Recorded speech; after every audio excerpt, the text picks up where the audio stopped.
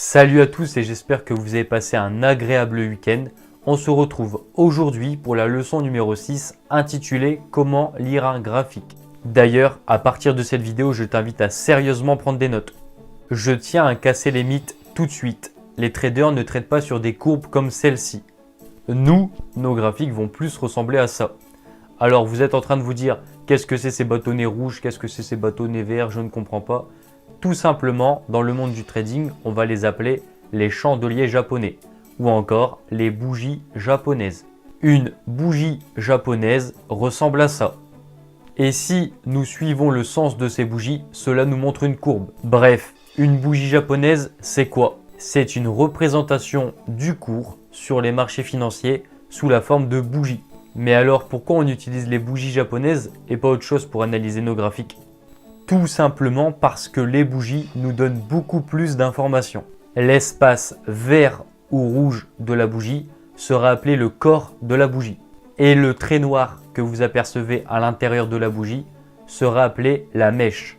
Une chose essentielle à savoir, c'est que ma bougie représente 1 heure sur mon graphique. Parce que j'ai sélectionné le graphique 1 heure. Donc, toutes les heures, vous aurez une bougie qui apparaîtra. Autre exemple, si je sélectionne un graphique en 4 heures, une bougie correspondra à 4 heures. Tout dépend de votre stratégie et de votre approche. Donc nous, sur le graphique que vous avez à l'écran, chaque bougie correspond à 1 heure. Alors pourquoi il y a des bougies rouges et pourquoi il y a des bougies vertes? Une bougie rouge correspond à une baisse du marché et une bougie verte correspond à une hausse du marché. Alors pour la bougie verte, le bas du corps sera appelé l'ouverture et le haut du corps sera appelé la clôture. Et inversement, pour une bougie rouge, le haut du corps sera appelé l'ouverture et le bas du corps sera appelé la clôture. Les mèches indiqueront le plus bas et le plus haut parcouru pendant l'heure. Donc, pour vous dire que si à la fin de l'heure la bougie clôture en rouge, c'est que les vendeurs ont gagné. Et si la bougie clôture à la fin de l'heure en vert, c'est que les acheteurs ont gagné. L'ouverture indique à quel prix la bougie commence. Et la fermeture, la clôture, indique à quel prix la bougie se ferme.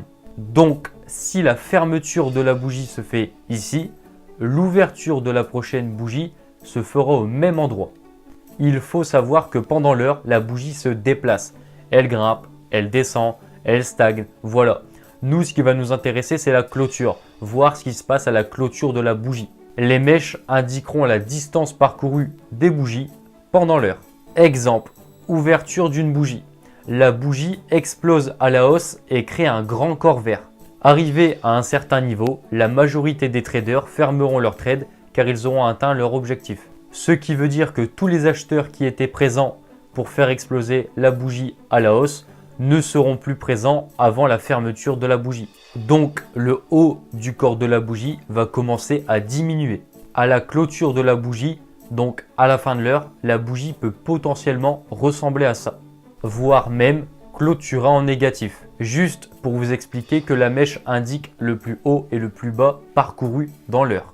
Ce qui plus tard sera essentiel pour lancer un trade.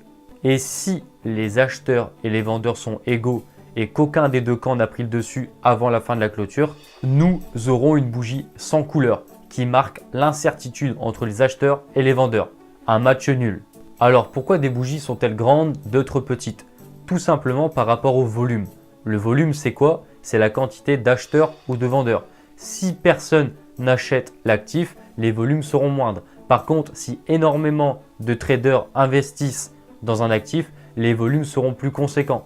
Dans la prochaine vidéo, vous verrez qu'il existe une multitude de bougies japonaises différentes. Et selon leur importance et leur apparence, nous verrons comment les utiliser pour analyser un graphique. Je vous souhaite à tous de passer une excellente semaine et on se retrouve vendredi pour une nouvelle vidéo.